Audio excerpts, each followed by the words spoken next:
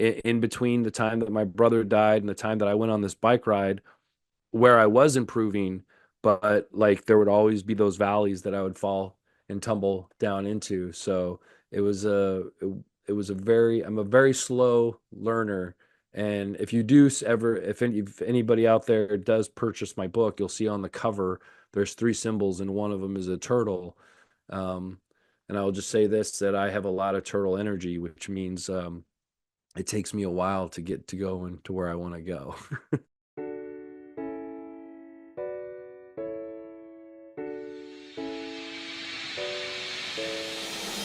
Welcome to Give a Heck. I am your host, Dwight Heck, and for much of my life, lived my life in quiet desperation, wondering how I was going to pay the bills, take vacations, save for retirement, and one day wondering if I would get off the hamster wheel of life and have purpose.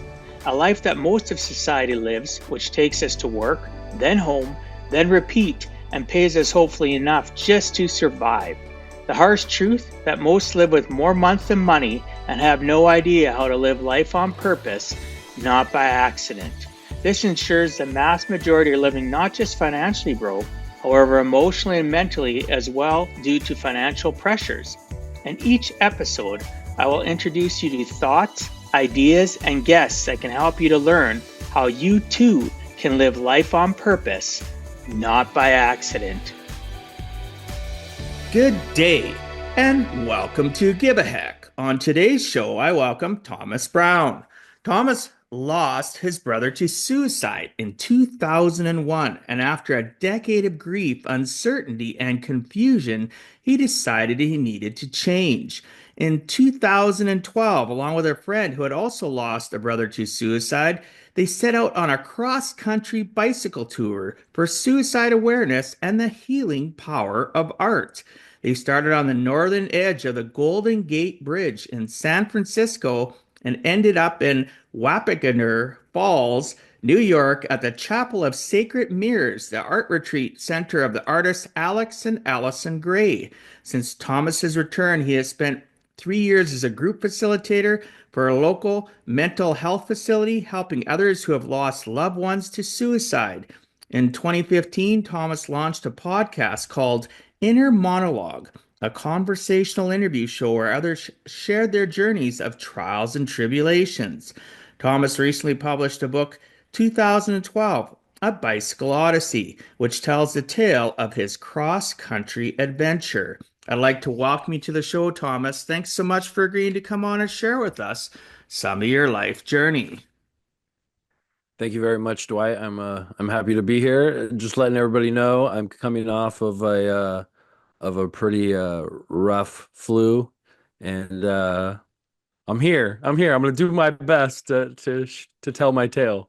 Yeah, and for those watching on YouTube, you get to see some beautiful Christmas lights, colorful lights in the background. For those in audio, you're just gonna have to picture it in your mind's eye. But this will be a fantastic show. I look forward to communicating on really what I feel is a sensitive subject for most that people avoid communicating. And I don't know, we'll get into this and get your opinion about it, but I find even the memories of people that have committed suicide, um, they get left behind. And what I mean by that, people don't tend to talk about it. So then the person isn't communicated about, and they're defined by that one action, right? You hear from how many people in life, I Thomas will mean, say, you that's know, definitely that's definitely been the case. A lot of people that we've heard that same story. Um, that same type of story. I do think that there is a little bit more of a shift in in conversation. At least there was right after the bike ride in 2012. There's been kind of like a bit of a pushback, trying to get men, especially, to talk about their feelings and to express their emotions. Men have no problem expressing rage, frustration, or joy when their sports team wins something. Um, and what they don't realize is that's an emotion, and the spectrum of emotion is vast and wide, And so you should probably allow yourself to express other types of emotions. And I think that there's been kind of like an acceptance of men being a little bit more vulnerable. But with that, there's always like the pushback. You have the manosphere types of online influencers that talk, the the Tates of the world. Uh, Yeah. men are this and men are that. But I think that, Or you have the you zealots know, on the other side that are they're the organized religions that frown upon it. And, I'm a Catholic Christian, and, our faith frowns upon it. And in the Old Testament, they talk about the fact that somebody that commits suicide isn't going to heaven, right? yeah, That's well, there's that's actually a that's put. that's that's man that talks about that. If you believe in God like I do, and an ever forgiving God, I don't believe any of the people in my life that have committed suicide weren't embraced Well, and forgiven. I just don't that was believe that also kind of a that corruption. that idea of eternal damnation for the taking of one's life was more of a scheme between church and state back I in think so. the medieval time. And it was a whole Controlling. thing. It was totally to control the serfs and the peasants, and to because like when life is hard and they're like, I just want to check out, they had to make people afraid of doing that. So they would actually um they would they would they created the stigma by saying like not only you're not allowed to be buried on church grounds, you're not even allowed to be buried within the town area. So you would be buried way outside of town, and it would put a stigma on your family. So it was more of like It even you puts know, stigma on relationships, so yeah, Thomas, because I've had people that were always kind of standoffish to me. I don't know if you've ever had that experience, because they had had somebody that committed suicide. I dated a yeah, woman one time that happened, and she, for the longest time, didn't want to even go out on a date with me or get in a relationship because her dad had committed suicide, and I knew her dad prior. yeah. And I looked at her and I said one day, and I said, "What's holding you back?" Well, and she finally told me, and I says, "I would never judge you. Well, you're Catholic, so what?" There's different Catholics. There's different people and how they look at organized religion. I treat it like a buffet. I don't believe in that, right? Yeah, but And it's definitely like, it that's understandable because I talk to a lot of non-Christians that don't. I'm not Christian either, but I have a lot of experience in activism, working with side by side with ministers and pastors. Um, oh, that's great. and so I have that understanding that there is more of a variety, but most people who are outside of the church don't have any type of like relationship with people doing that type of work in the church. So they just look at it all as like overbearing, self-righteous means to control. So that I kind of understand. You have to be somewhat adjacent to the good people within the church to understand that it's not all um, one size fits all. Exactly. Well, we got to stop putting on different lenses and how we look and view the world, and judgment for me is there's only one entity that could ever judge us, and it's not me judging Thomas or somebody else for what's gone on in their life, or even looking poorly upon the person that's committed suicide, right? It's just really, we have a world that is lost the ability to have empathy and practice the practice of support and understanding. And if you don't agree, still understanding, and still, or at least attempting to be kind, right? Hmm. And that's the Yeah. biggest thing I've seen in the world of judgment in regards to not even just suicide, lots of things, right? Somebody has an affair, all of a sudden they become pariah in their family. And they had that weak moment, right? Now, if they did it Yeah. for years, that ain't a weak moment. But, Yeah. at the end of the day, I look forward to our conversation. We're gonna get going because the listeners are probably going, Dwight, you always start out with the origin, but sometimes lately I don't. I just have a thought, and you help me get through that. I appreciate it. So, Thomas, one of the things I like focusing on is a person's origin story because it helps the people that are listening or watching on YouTube to know, like, and trust Thomas that much quicker because they now maybe can relate to something you comment on or, just have that feeling. He gets it. I want to listen to this more. This is Mhm. going to help me. So, if you could do me a favor, from your earliest recollections, it doesn't have to be just from school onward. It can be your school years that something happened that triggered you, that you realized maybe at the moment talking to me about it, or you realized years ago that this thing or things that happened in your childhood affected your adulthood. So could you do me a favor, Thomas, and share your origin from your childhood to your adulthood to where you're currently at? Okay, thank you for narrowing it down because origin story could mean so much depending on like if you're talking about the origin of this story about the loss of my brother or the origin story of me that I wasn't even aware of until I was in my 30s. Um, That's what I want to but hear. The stuff that you weren't aware of until you got in then you had until I those got into aha moments. therapy. Well, we'll still talk about, hey, I've been in therapy, whatever. It's Oh, I life. love it. Anybody watching or listening that's against that, then you're on the wrong show. No, I'm But totally about therapy. Like if you take your car in to get like a tune up every once in a while, why wouldn't you take in your mind? You know, you just like you want to have the right mechanic for both jobs. you know So what? That's great. Anyway, so vulnerability is important. So yeah, share that so because my we're going to get into the origin of your bike stuff too anyway throughout the questions, yeah. right? So So my origin story, the things like I can't really I didn't suffer great trauma. I never had to want for anything.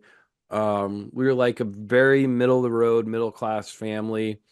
My mom, my dad, my brother, and I. I had a roof over my head, clothing on my back, food on the table. They they supported me emotionally and all that. But the one thing that I think I really got from my family, from my parents in general, was that they're extremely codependent people. And I didn't, just to me that was just normal. That was with like that's like just growing up. That's just people that like really love each other. Um, it just became way too much of a security blanket for me that I wasn't even aware of. Um, even when my brother died, I wouldn't say that his suicide drove me over the edge or anything. I think because of my codependency issues that I developed in childhood, that when I graduated from high school, I I always had these dreams and aspirations of things that I wanted to do, but I was terrified of the idea of going out and doing them away from the people that I knew and I was comfortable with. So, not giving, when you go out on an adventure, whether it's to college or, any type of school or you move or something, you're going to find your community when you're on this new adventure. And I wouldn't even give myself that that promise. I was just too afraid to step out and do the things that I always wanted to do.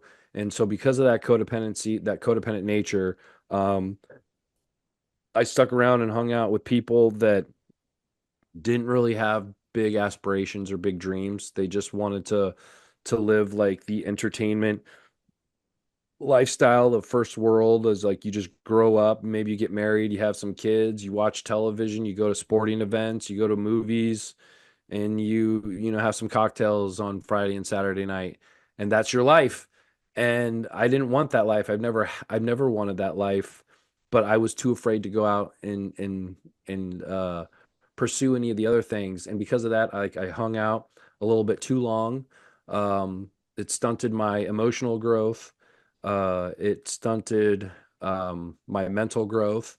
And I even the intimate relationships that I did find myself in were usually extremely toxic. So it took a long time for me to discover my own self-worth. It took a long time before I even discovered that I was extremely codependent. I had some peaks, and in between the time that my brother died and the time that I went on this bike ride, where I was improving, but like there would always be those valleys that I would fall and tumble down into. So it was it was a very I'm a very slow learner. And if you do ever if anybody out there does purchase my book, you'll see on the cover there's three symbols and one of them is a turtle. Um, and I will just say this that I have a lot of turtle energy, which means it takes me a while to get to go and to where I want to go. That's an interesting take. And you mentioned, going down and up. The valley of despair is a reality. It happens for many of us where we have our good times and we have our times where we're down the valley to despair. And you mentioned also associations. Associations of who are in relationships aren't just those intimate relationships, it's friends, it's colleagues, and it's easy to feel like it's a warm blanket because they're the same type of people as us, they communicate the same as us, or maybe they're at a level where we feel more comfortable because they're more dominant in the relationship and they give us confidence, right? Not necessarily real confidence, but that fake confidence we get because, oh, they're so sure of themselves. When really behind the scenes, a lot of those people we hang out with that are toxic or negative are hurting little children, hiding in a Hmm. closet and haven't dealt with their own stuff, right? And then we And get caught that's up in it. you actually just nailed it. It was like I would attach myself to people who expressed a quality of like being completely sure of the world, and Yeah. they always were the most frightened of it. Um, it was fun for a while, but Yeah. I lingered much longer than I really needed to. So, and I don't want to like sit here and say that they were toxic people or that I was a We all toxic play a person, role. We all but play a role, though. together we weren't a good mixture. We all play a role, whether it's 90/10. Like I spend a lot of time life coaching my finance clients before we ever talk about money, insurance, anything, just to help them get over their, what I call life monsters, right? And Hmm. we all have Their our, golems. yeah, whatever. Well, people will say, oh, this I had this happen with my parents or their divorce, for example. They did all this and this and that, and I'll try real obviously calmly to get through depending on where they are at with their energy level to make them admit that they always played a role, even that role of not leaving soon enough Hmm. or the role of allowing their children to put up with more stuff if there's kids involved because they stayed with a toxic person. And it happens with men and women, right? And taking that onus and that responsibility can be really tough for people to admit that they did play a part, whether it was 10% or just not by not making a decision. And maybe they didn't make the decision because they're scarred from their own learned behavior from childhood, right? It becomes a vicious circle, like a hamster wheel, where people are just not sure how to get off. And good for you, though, for pivoting and changing. That must have been a difficult point in your life just to have that realization and then processing it and moving forward on that road. Yeah, it was extremely difficult. Um, I've always been an emotional person. I've never had any problems expressing myself emotionally. I never had problems crying. Um, and the guys that I was hanging out with, they didn't have any problem with me being that type of person. Um, but they definitely didn't have the tools necessary that I needed to process my emotions. They were just friends. Your friends shouldn't your boys need to it's cool to like have like friends that will be there for you, but they're not your therapists, you Do know? you think you think with friends that were similar that way, you're both stuck, right? You've stopped climbing, you're camped in your mindset, and you're just like you said, you were emotional, you could cry, you could do all this stuff, and they were fine with that. Do you think that we people that get caught in these what I call a clique, that they're feeding off that? They're feeding Oh off yeah, of yeah, one another? definitely. Definitely. Like you kind of like you enable each other not to be it. You're able to in those moments of vulnerability um express the reasons why it's okay that you feel that way, and that as long as you have this community everything will be all right. But there's no like need or belief or desire or will to like push yourselves beyond that. And that's what it was. Like I had this one particular friend. I considered him like my hetero life friend. And I was a big we were both into movies and films, and we'd go to movies all the time and watch movies all the time. And there's a lot of talk of us like writing stuff together and trying to get things made and becoming our own filmmakers. And I just could never get him motivated to do anything. I'd be like, okay, we're not watching a movie tonight. We're what we should have done is left the house. I should have got him out of the house. But every single time we had a plan to do something like that, it just would never happen. It would never happen. And I think that was one of the things that I always have to be doing something. There's a drive in me to be part of something that's bigger than me.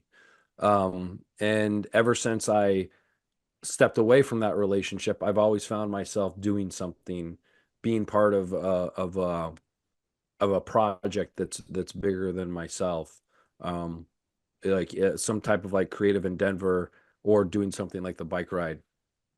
Helps you stretch So outside of your comfort zone. yeah, yeah, it definitely does. Definitely did.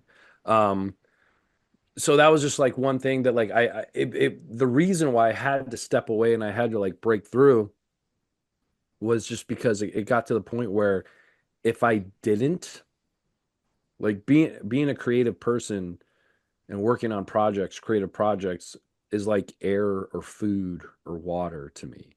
If I don't do one of those three, I will eventually die. And now like creativity is like one of those it's one of those three elements. Now it's the fourth element. If I don't do that, I will literally wither away and die. Like I don't see any purpose for my existence if I can't create something, even if it's just for the audience of myself. Well, you're creating you have your why and you have goals and what you just said perlays to lots of people in this planet because unfortunately people don't have goals. They're not aspiring for stuff like you're aspiring and you're a creative person and you're saying, well, if I don't have that, really, what's the point? And there's a lot of Yeah. people that don't have even that one focal thing that you have. They're just looking at they can't even see the horizon. All they're seeing is the ground. They just don't see themselves moving forward because of their circumstances, and that can lead up to, right, Yeah. addictions. It can lead up to family violence. It can lead up to crime, and unfortunately, it can lead up to suicide. Yeah, well, I mean, another thing too is I think there's just like in our two societies, I can't really speak for Canada. I've been to Vancouver once. Um, We're pretty much but the same, brother. yeah, Canada and yeah, the I know, but U.S. I don't like to, but I try not to speak for other people. But if you've traveled to the U.S. more than I've traveled to Canada, so I guess you could say it. But I just think that there's a profound lack of self-awareness in our society. Oh, definitely. That's not just in North America. Yeah, Talking the world, man. I know. If people reflected more, if they had the right mindset of people they hung out with, like-minded people on the climb, if we did there's so many things. We could have our conversation just on that. People and I mean, but self-awareness and reflection doesn't exist in the world. It's as like as a phenomenon. as our conversation will persist, you will understand that that's my shtick. Like awareness is the only game in town. And And until like we when do you reckon, practice it though? And how do you practice it? There's even ways for well, that. yeah, I'm just yeah. saying I mean, there's triggers that you can train your mind to be alert to being self-aware that you're getting into that rabbit hole, for an yeah. example, right? I I teach mean, but people the that and I practice it myself. and that's the thing though too that the fact that self-awareness isn't something I used to think it was nefarious back in my early 20s when I used to wear the tinfoil hat. Um, Yeah, me but I too. I think it's wore that just one. more of like ignorance and negligence. The reason why we don't have a system in place to teach our young people how to cultivate awareness and Falls especially back on the self-awareness. school system. Falls back in the school system because those listening or watching, he said a word that is really profound. Ignorance. Ignorance and stupidity are two different things. Yeah. Completely Well, different. I just think it's more negligence and ignorance than it is a nefarious action by the state as to why we are not self-aware. Yeah, You well, know what I mean? the school system doesn't teach personal development. They don't teach how to, if they don't teach you about your feelings, especially if they have a sex ed class or what they call calm or whatever, right, in our country. And really, at the end of the day, it's not done in a comfortable way. It really doesn't dig deep enough into, like, here's a definition of what this is. How does that make you feel? Right? How should we, let's talk about this.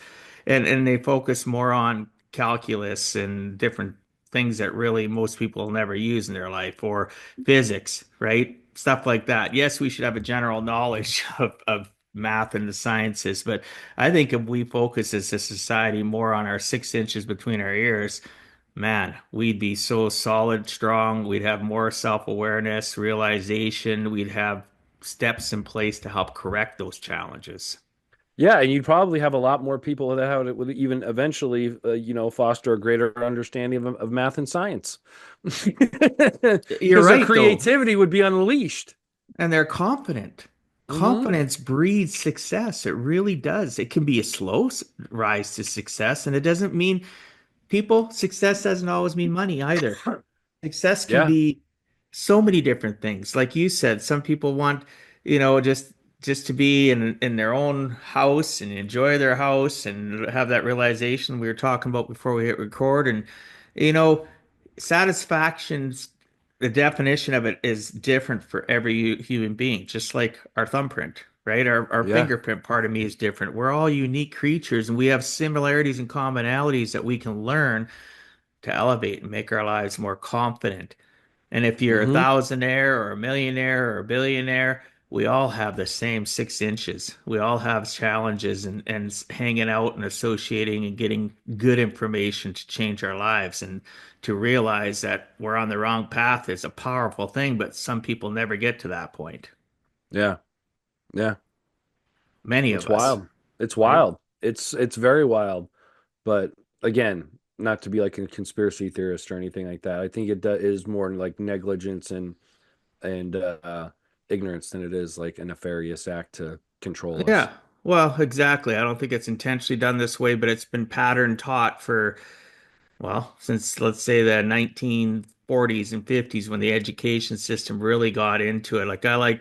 I love Outwitting the Devil by Napoleon Hill. If you've never read that book or listened to it, I listened to it on Audible and it was written in the 30s. And he talks about the education system, the healthcare system, the political system, and he interviews the devil if you listen to the Audible. And the reason I bring this up is I've had lots of people that have done it now, and it's amazing the messages or the responses I get from people. Napoleon Hill talks about the school system, and those same problems are still around. And that book was written in the late 30s. Political What is part it of called? thing, Outwitting the Devil by Napoleon Hill. It was brought out in about 2000, I want to say 2011, 12. They finally released the book, The Family, and a lady by the name of Sharon Lecter, a very famous lady, she ends up narrating in between the chapters to explain some of this stuff. But it is literally, if you listen to the Audible, well worth the purchase. He interviews the devil about That's everything awesome. I talked about: healthcare, school system, families. And they said the reason they didn't release the book, he would have been shot, he would probably have been killed. He would have had to go into hiding if they would have released that book when it was written in the late 30s. So they shelved it. Wow. My Wow. point is, though, is our school system, you say the state isn't doing anything intentional, but they're not doing anything to correct it, even in a baby step way.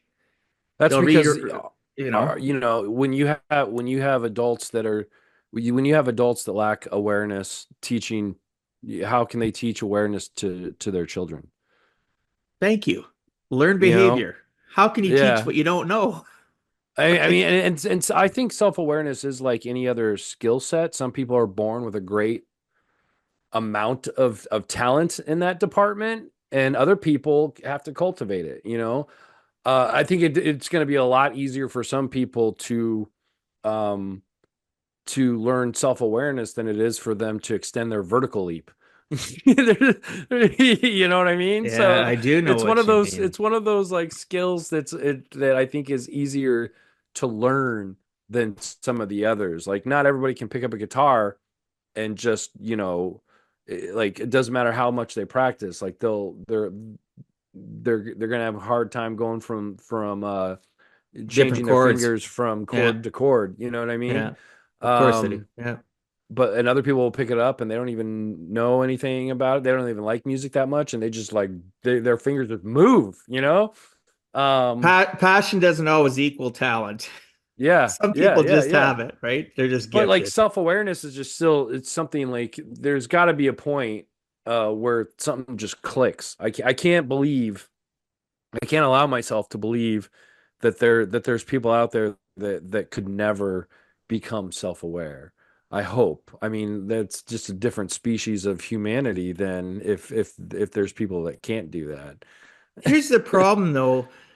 When I could say I refuse to believe, but in my 22 years of practice of what I do and how many families I've dealt with, unfortunately, you can have one person that you're right, they can change, but they're surrounded in circumstances of family, Hmm. a career they hate, or a business that's faulty, and they just can't get out of their own way. They've got that seed of greatness where they Hmm. can become self-aware. They show the potential of developing and changing, but that seed is in an area where it gets no rain, it gets no sunshine.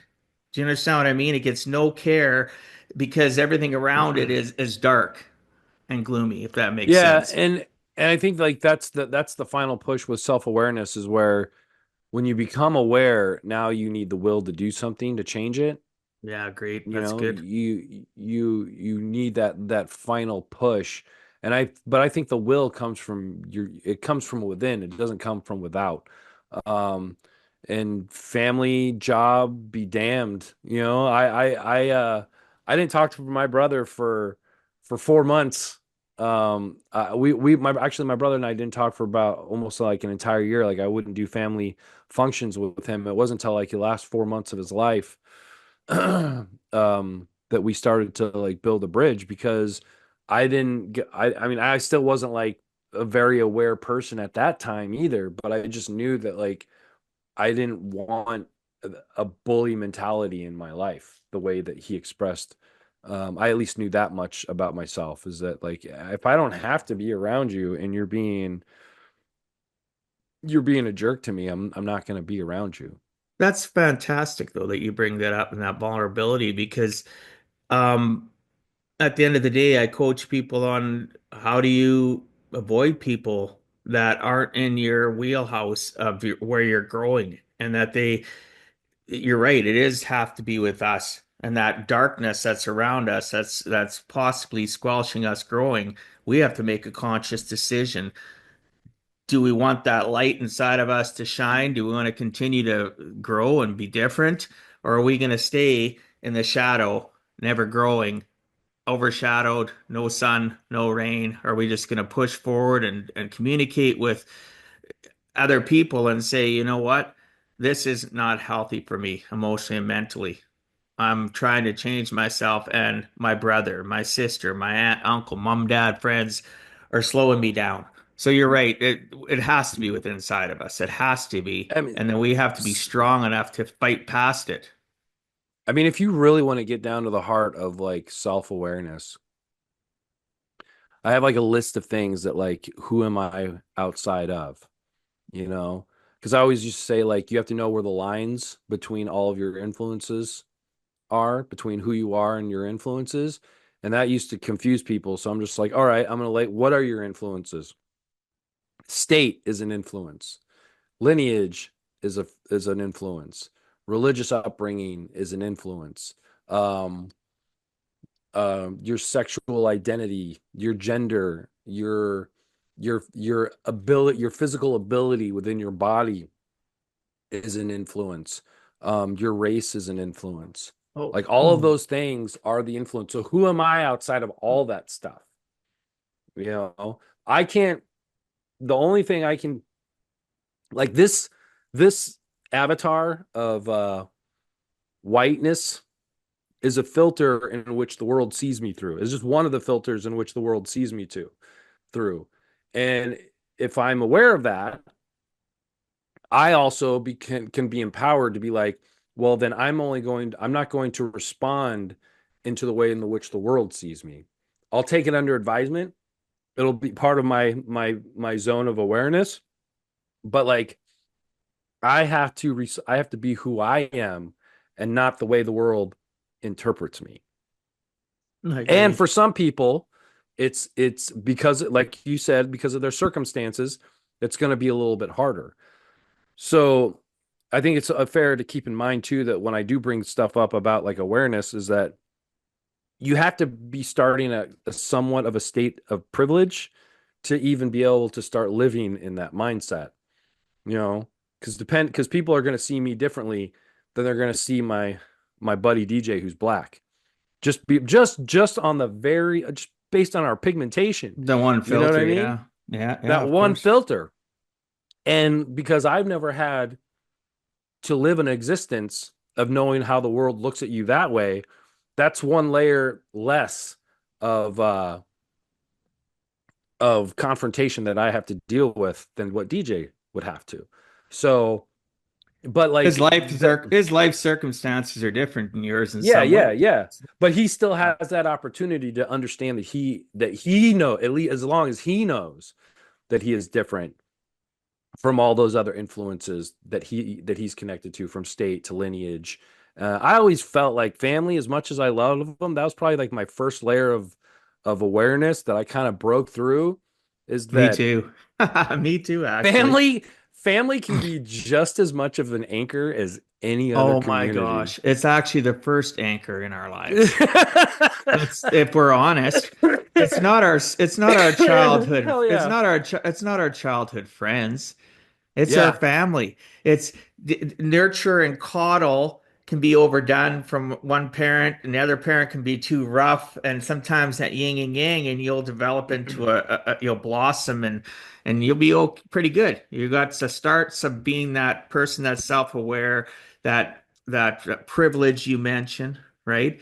And Yeah. then, but sometimes that same kid having that coddling and that other yang, right, to where it's their one parent's too tough on them, that's what they adopt. They don't Hmm. adopt a portion of each and then develop themselves. They develop just one side of the equation. Either they're too soft or too hard. There's no moderation, if that makes sense, in my Well, opinion.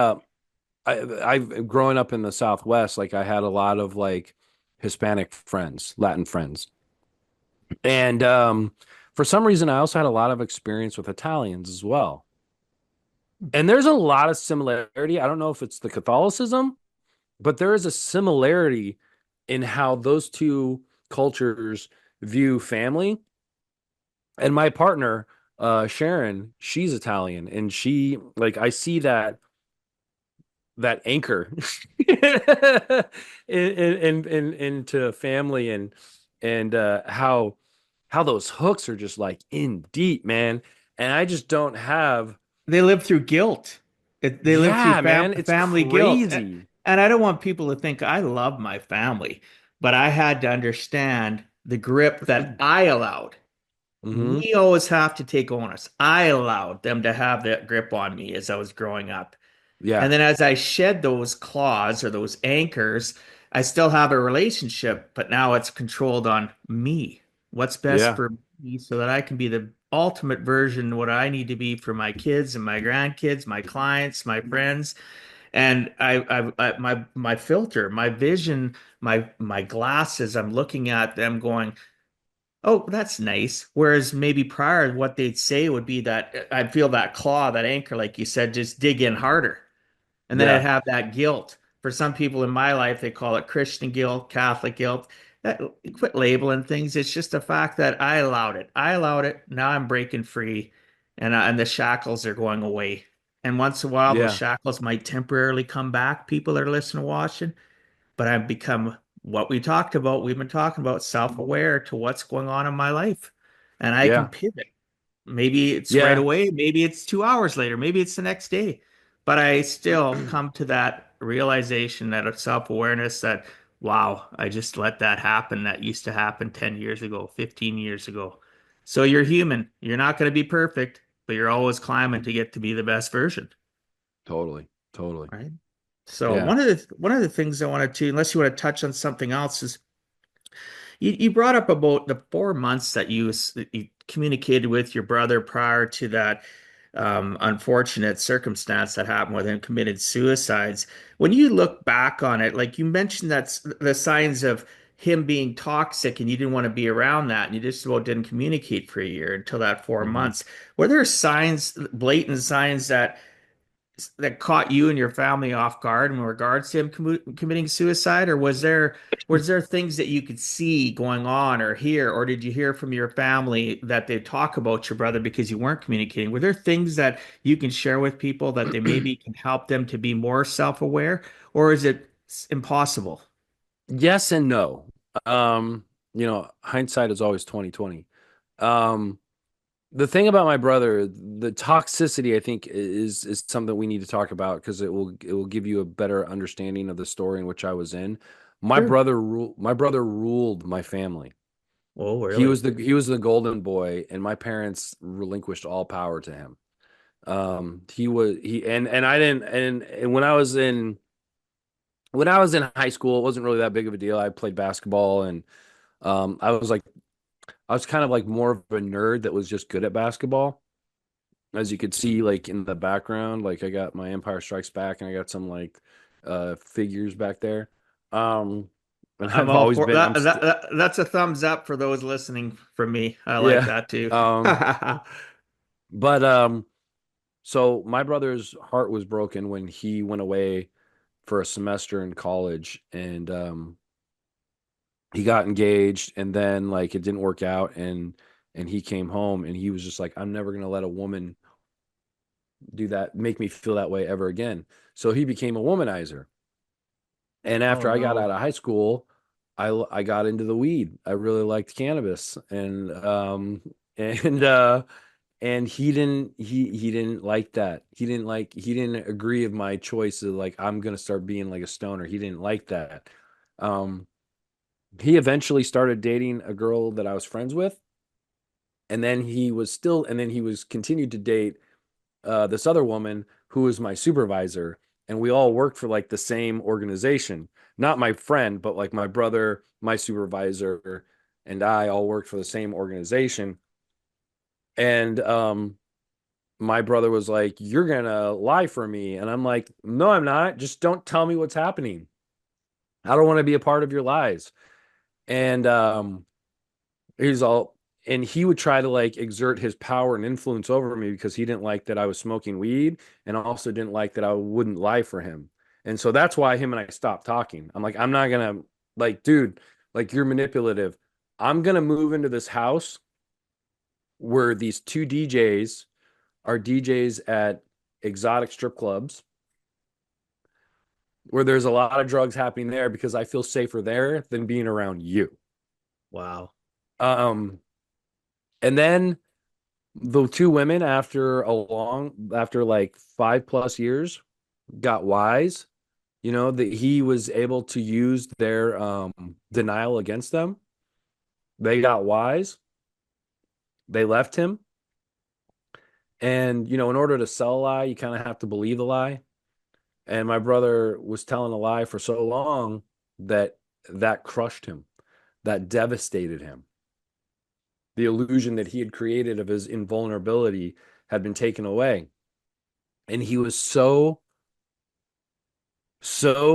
like sad and so depressed and was so embarrassed to say that he was sad and depressed that the only thing that he thought in his mind that people would accept for his behavior is if he was sick. So he told another lie and he said that he had cancer.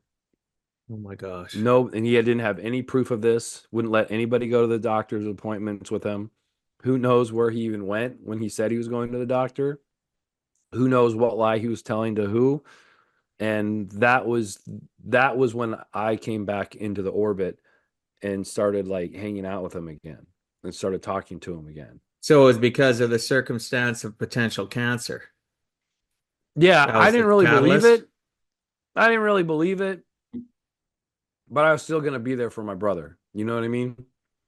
Um, if this was like, I was still dealing with like my own inadequacies and codependencies, but I knew that my brother was hurting and I just wanted to be around if he ever needed it. And so we communicated, we hung out a lot more than we did for about 4 months. And it was from like April 2001 when he said he was sick to August 2001 in which he took his own life. Wow. That's oh, I can't even, we could sit here and speculate what he was thinking, but we wouldn't know really. At least I for sure wouldn't know. It would Well, be I mean, the something. idea of like I can't ex the only like I can't own up to the fact that I've lost all this weight is because of heartache. But if it's because I'm physically sick, people might accept that. Oh yeah. So we put up a shield of a facade, right? To present what we want people to believe and experience with our lives, right? So Yeah. like you said, he went from heartache to all of a sudden saying he had cancer. So he was always in a manipulative mode, it seemed, Yeah. right? Right? Yeah. He was Yeah. a master manipulator. Probably was he narcissistic, your brother?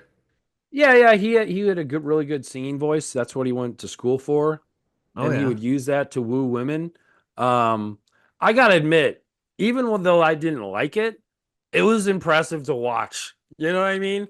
Like to be an audience member sometimes and watch him weave the web, you're like, damn, that's impressive.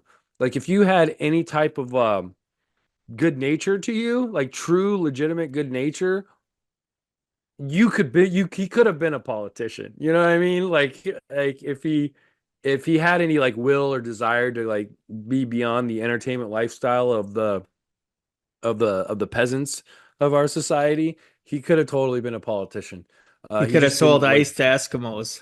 Yeah, totally, totally.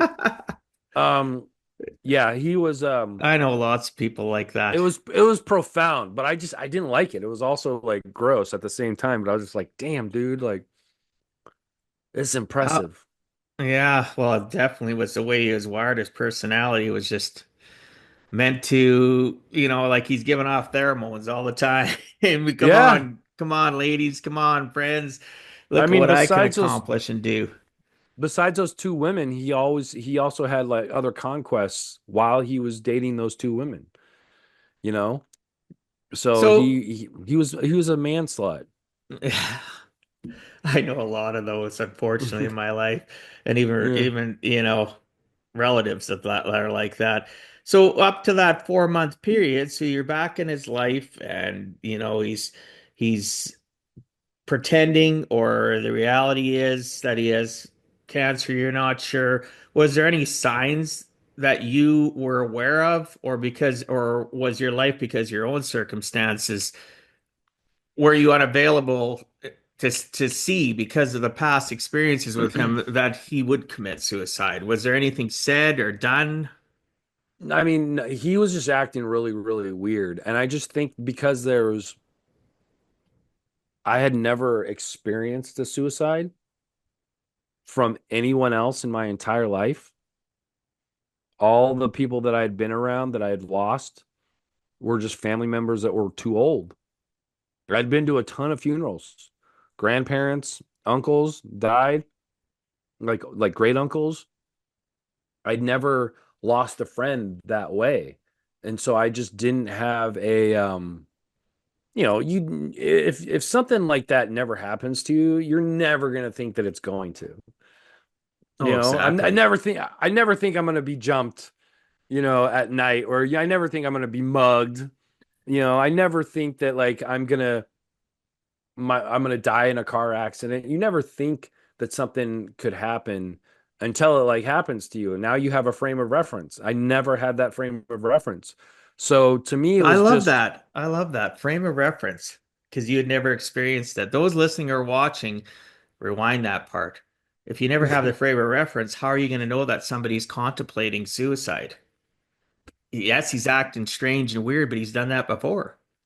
and, and yeah, it's also like we didn't, even though I was a very an emotional person and I would talk about my feelings, I was the outlier amongst my friends, amongst my family, amongst everybody else. I was the outlier that was like I have feelings and I want to talk about them. You know what I mean? Like that was Yeah, not brother, I happening do. anywhere else in my world. Um, but I mean, I get along great with women. You know? Um, I do too, more than men, even to be honest yeah, with you. and even back then that was the case too. Like I just The um whole life I've been like that. yeah, yeah. So it's one of those things where like I didn't have the frame of reference.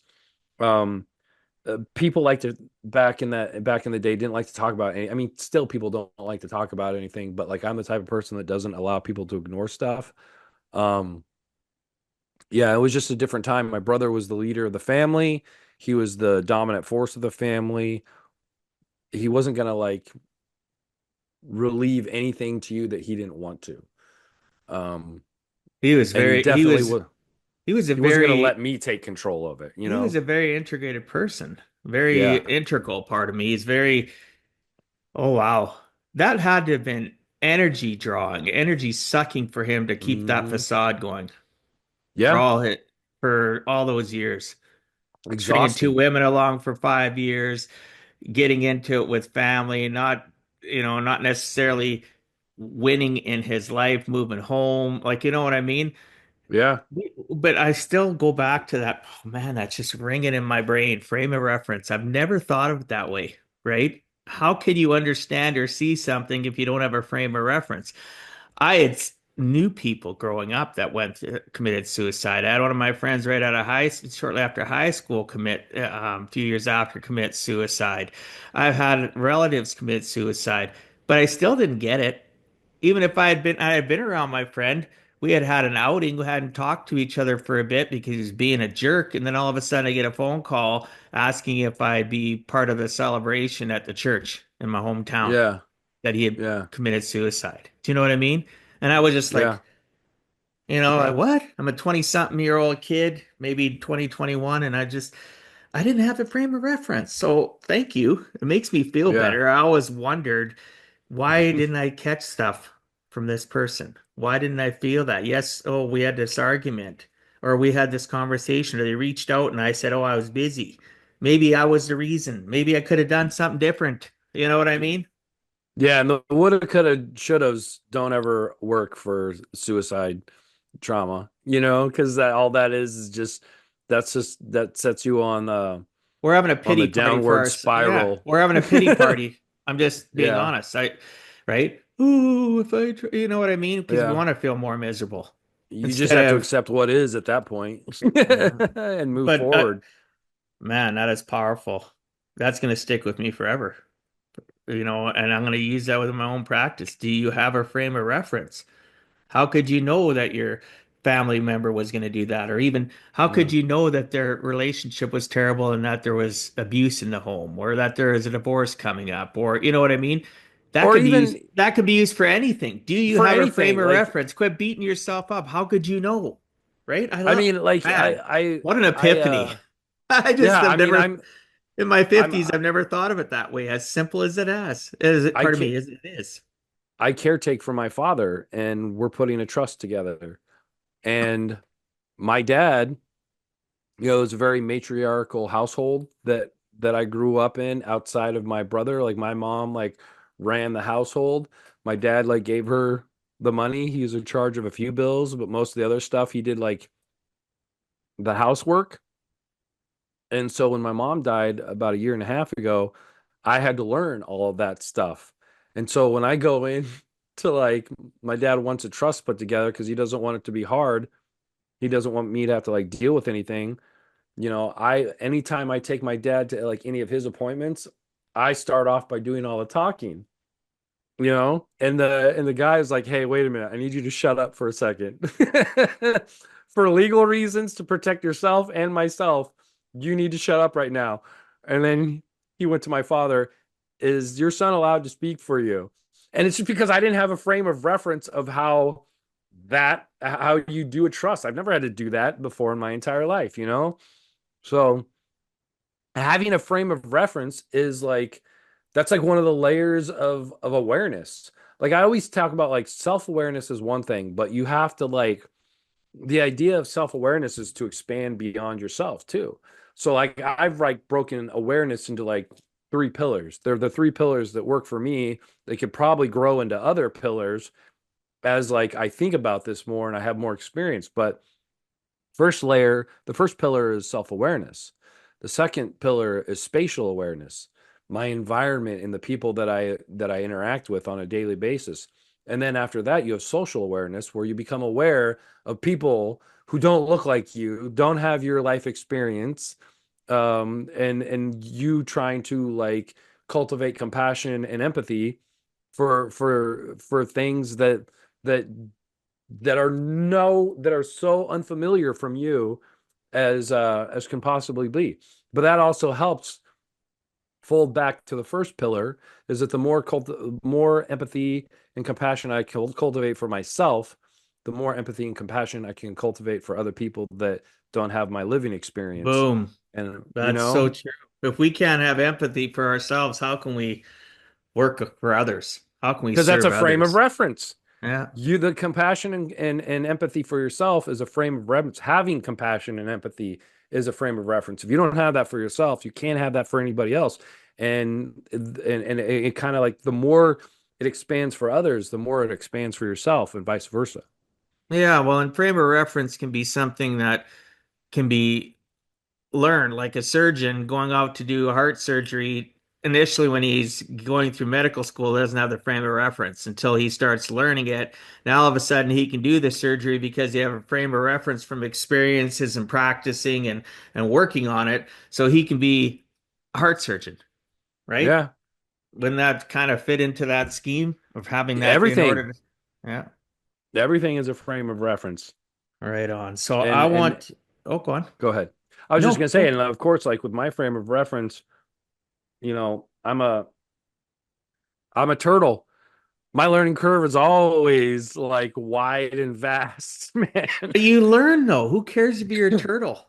Yeah. I had a person on my podcast here a few months ago that he's a coach and he educates people about where they are on these four main animals and then subcategories of these animals. And what an amazing guy to interview. But it's so true, right? We at the end of the day, you can be a turtle, you could be a lion, you could be a lynx, you could be a wolf, whatever. At the end of the Yeah. day, the thing that is makes me proud of you is that you're aware, your self-awareness, all these things you talk about, these different being socially aware and that you are aware because you can talk about it. You are on the climb. I don't care if it's a turtle.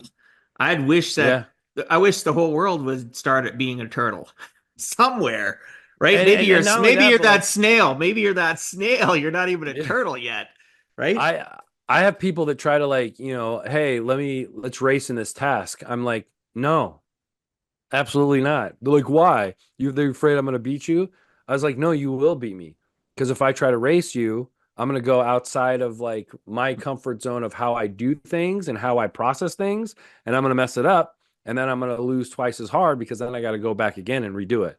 So Boom. Again, you be coaches, fast. listen to that. Coaches, Yeah. listen to this. Right? Quit pushing your people to be a rabbit when they're a turtle.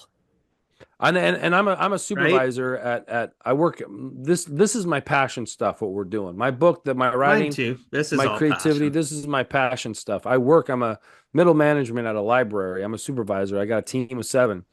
And Sweet. to me it's like just as important as a I don't like the term supervisor. All right? I'd rather be a coach You know what I mean? This is my team.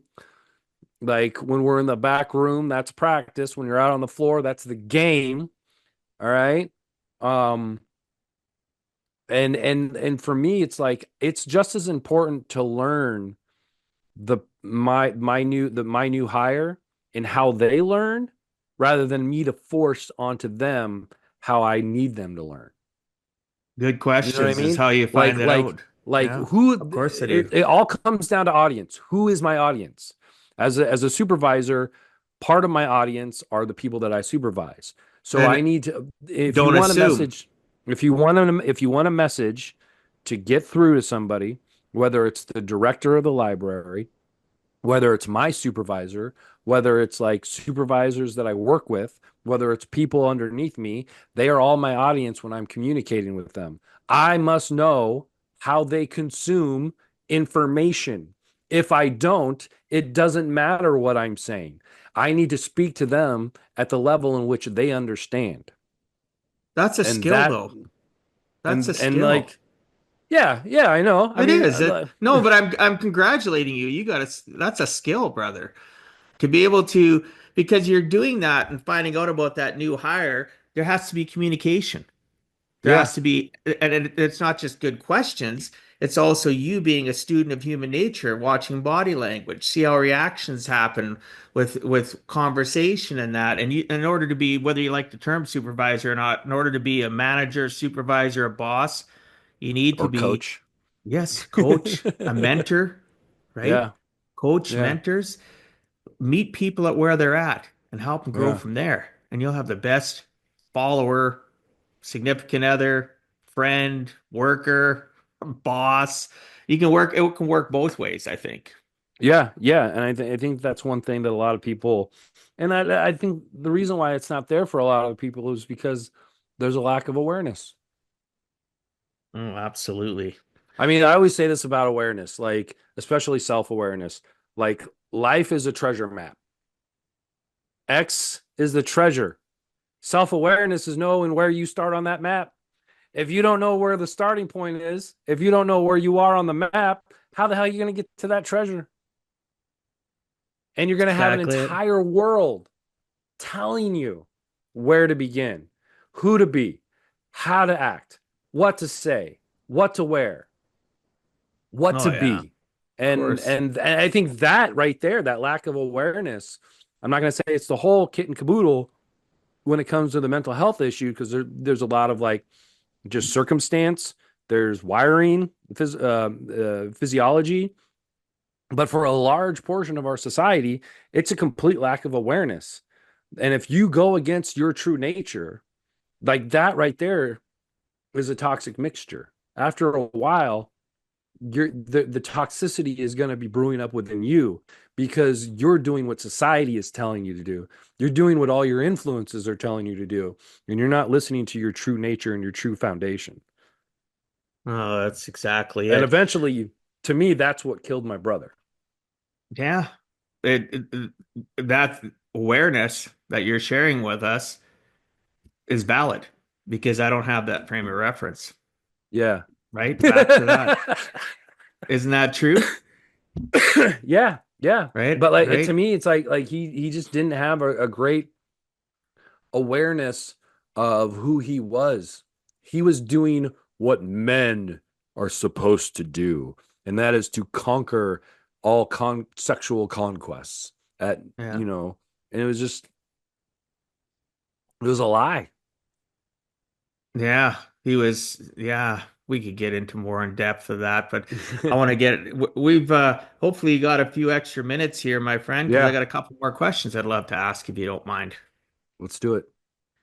In 2012, along with your friend, you did that 7,000 miles for Canadians. That's like 11,265 kilometers. You did it as a team with your buddy across the United States for the suicide awareness and the healing power of art. What was the most challenging part of that journey?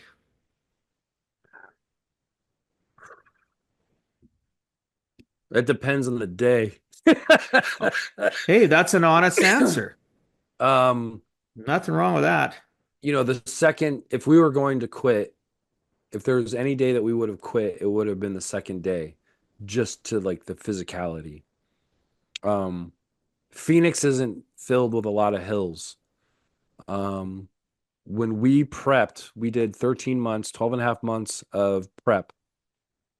That means building a community, um, having an infrastructure, which is like a website, partnerships with local organizations, and then also cold calling hundreds of people to set up these events that we were going to have in different communities across the state, across the country. And when you do that, you have to adhere to their schedule, not to yours. So you have to keep up with the schedule, which means that you got to get there no matter what.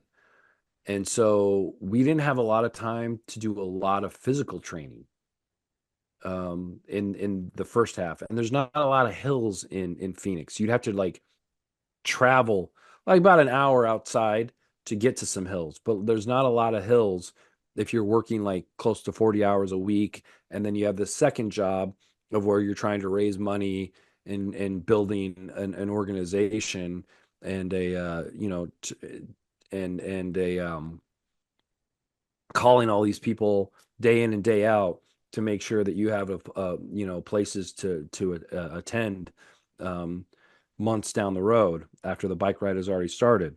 So when we started in San Francisco, which is nothing but hills, like it beat the piss out of us.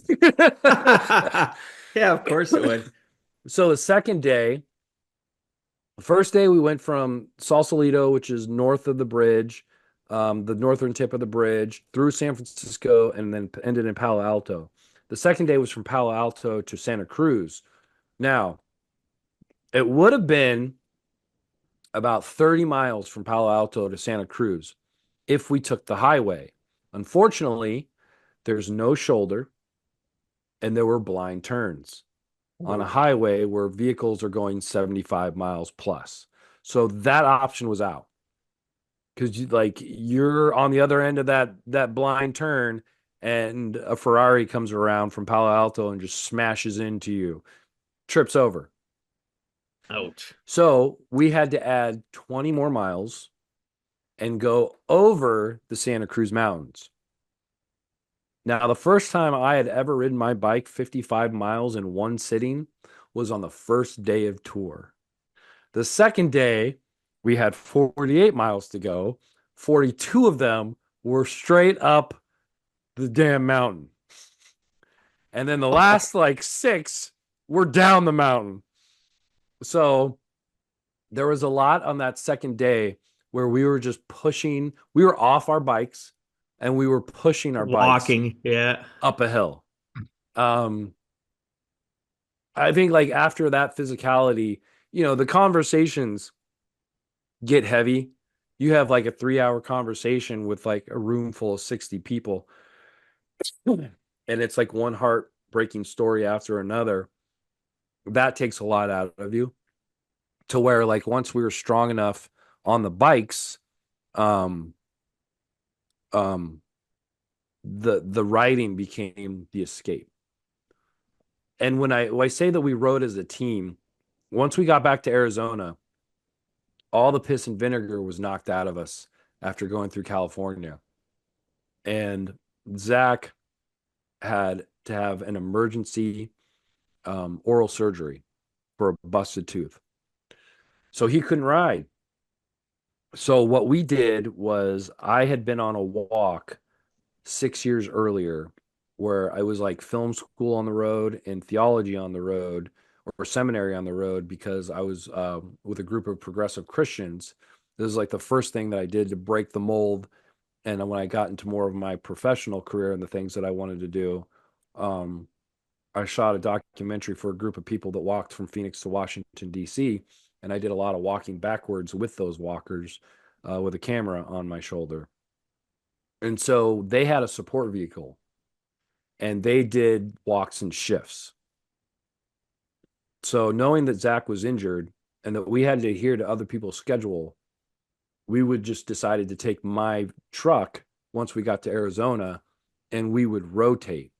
We both didn't have to ride 7,000 miles each. We had to Oh, do it well, as a that's team, smart. That's smart. which was helpful because in North Carolina, near the tail end of the ride of the journey, Zach was having back spasms because as I'm the turtle, that dude's totally the hare. And every single time he got on his bike, he put on some death metal and he raced. It didn't matter if he was riding 60 miles, 70 miles, or 80 miles, or 40 miles. He was going to race that entire time. Wow. And me, I get on my bike and I'm just like, I'm enjoying the atmosphere, and I take my time. So That's by funny. the time we got to Chapel Hill, he was having back spasms and he couldn't ride for like 3 or 4 states. And so I was doing all the riding 5 days a week Wow. up until he was finally like he's finally he we'd get done riding for the day and then we would go to a masseuse and he would be even though he was the one that didn't ride he'd be the one having the massages Because of his and back spasms. because of his back spasms and it took like a month before he was able to get back on the bike and go. So but by that time we had gone through like North Carolina, um, what's after that? Virginia, Maryland, and then into Pennsylvania. So Wow. yeah, it was it Road was wild. warriors So on those yeah, yeah, bikes. yeah. It's On it's you, definitely I would especially. say like the one thing that can be really, really hard when you go on a journey like that, even if you're not having these emotional conversations, it's good to get away from your community.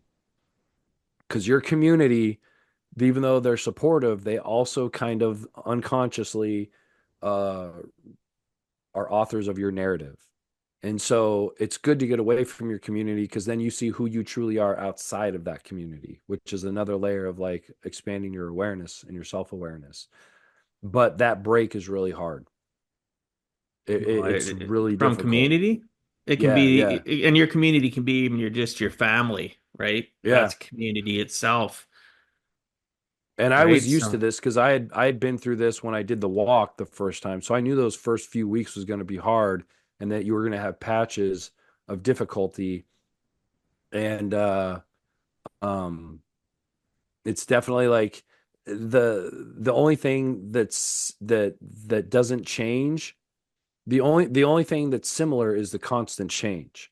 You're constantly changing. Every single day is a different group of people, a different community, different landscape, different environment, different weather. Like it's constantly different scenery. Everything. That's the only thing that stayed the same. That didn't change was that it always changed every single day. And so you're just when you're away from your community, you have those like moments of just it gets, there can be some despair just in that separation anxiety. And also, um, there's a lot of like just arbitrary moments that are just everybody looks at the idea and they read the 7,000 miles across the country. That must have been just like an adventure. Well, they don't, there's a reason when they show vignettes in movies like Lord of the Rings, because a lot of it is so benign that it's so dull that it's like it it's painful. When you're just like whether it's like the agony of like riding through headwinds or just you're in the middle of nowhere for days. There's a lot of things that are exciting about an adventure, and there's a lot of things that aren't so exciting. And you have to take the good with the bad. You have to take uh, the exciting with the boring. You have to really covet those well, you boring have an moments. you have an end result to help guide you through that challenge of those Yeah. boring or times. I shared a little bit about that in my book about some Americans know who he is, but he's a famous Canadian by the name of Terry Fox, and he did across Canada. He was a cancer survivor, and he did it with a prosthetic leg, right? Hell yeah. And all the challenges he went through to raise money and raise awareness for cancer. And some of the things I've read about him over the years is the most disheartening things are when he was on the long stretches taking the Trans Canada Highway across Canada. That there were stretches where it was like you said. The weather was bad, and he was still out, and he refused to take that break. He had a follow vehicle support team and stuff, and he'd go longer than he should, right? Because he was on a mission, right? His mission Hmm. was to raise awareness, and there was a lot of it that wasn't sexy. And the No, there's people, nothing right? sexy about it. No, nothing exactly. So when you wrote your There's more book, romantic idealism connected to to the journey than there isn't is there always? sexiness. Is there Yeah, always, right? That's just the way it is. And he really, to me, is a true hero. He's obvious. He passed a long time ago. He didn't make it. He didn't finish the. He was trying to go from the Atlantic to the Pacific.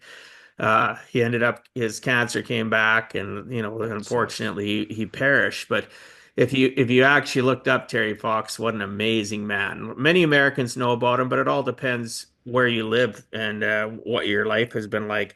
But I wanted to wrap this up with talking a little bit about your book, the 2012 A Bicycle Odyssey. I know myself when I wrote my own book, it was very cathartic. It helped Yeah. me realize things about myself, both a pat on the back or a kick in the ass, right? It was realization moments about things that I had compartmentalized and locked down that came out when I was writing my book. What was it like writing that book for you? Oh, it was like facing a dragon. I grew up. I wanted to be a visual artist. I always had ideas. Originally, I wanted to write, and then I was teased about how horrible my spelling was, how horrible my sentence structure was by people that I don't even hang out with anymore. You know, people that I talked about like earlier, it's like some of those like toxic relationships. And I was just made fun of, and it like totally turned me off. It made me feel like I was an idiot. I was people made fun of me for writing for a long time. So I was just like, okay, I'll be a visual artist. I got more into photography or wanted to be like a director. Somebody else can write it. I can give outlines and stuff like that. And so when I originally was going to do this trip, this journey, I wanted to do a documentary. I was coming out of film school and I wanted to do a documentary, and we wanted to raise money, enough money to like get purchase a new vehicle, like a used van, and hire somebody to drive it. And so it was just another thing that I had to do on the journey, on the bike ride. I had to bike ride. I still had to do administrative work. I had to sometimes to be a support vehicle driver, and then we had the events. But I still took the camera and I interviewed a lot of people, and I just knew that like a quarter of the way through the bike ride that I was this was going to be a book, that I was going to share the story. We were being told over and over again, you got to share your story. And so I just told myself I was going to write. And so I took an extensive diary. I shot a lot of footage, and I used both to help me write the book. And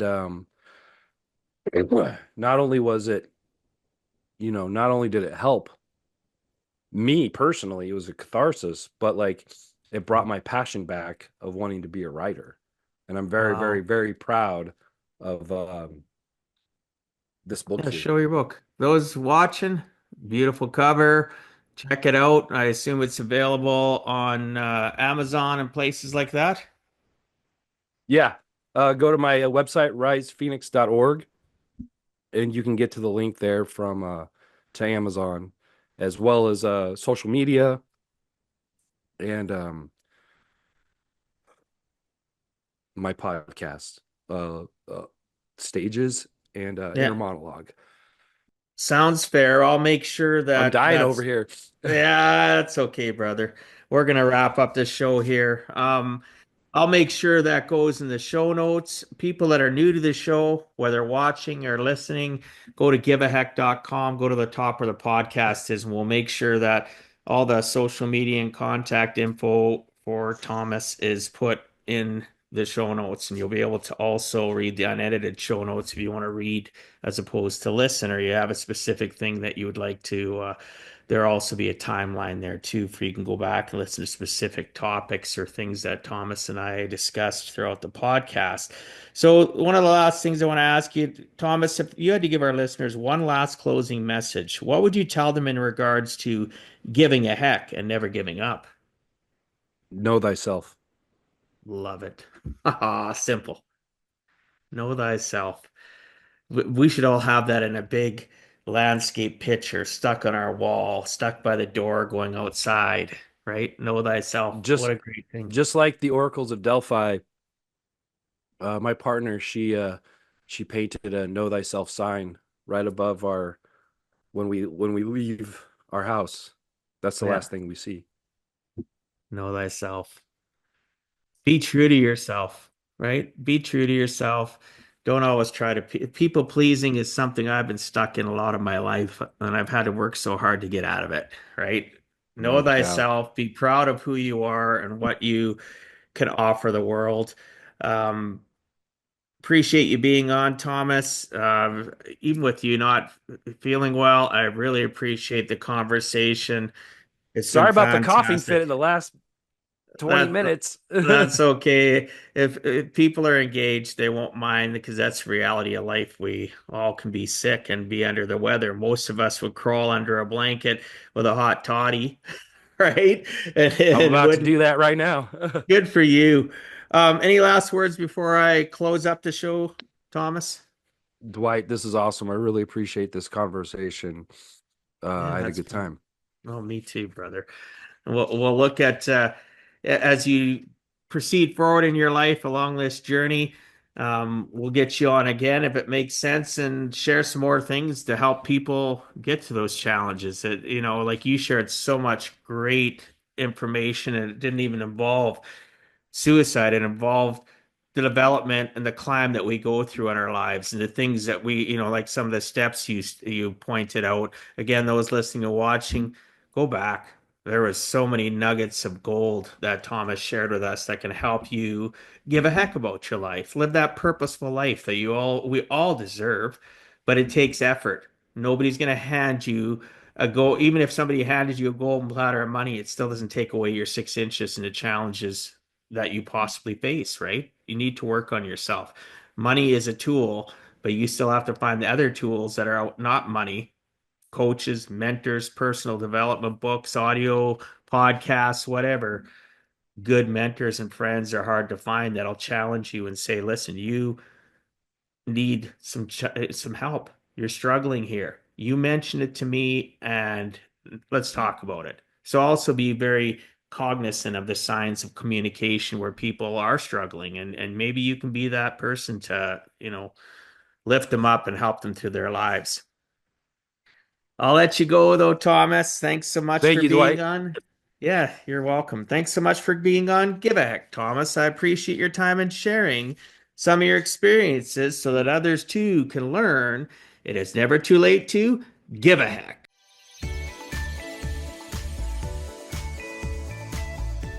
Thank you for taking time out of your day and listening to Give a Heck. If you find value, I'd appreciate you sharing with your friends and family so they too can learn how to live life on purpose, not by accident. So you do not miss the next episode, please subscribe on your favorite podcast platform, and please also post a review. I look forward to reading your comments. This has been Dwight Heck. If you want to check out other podcast episodes or today's show notes, please check out my website, giveaheck.com. And until next time, together let us all strive to give a heck.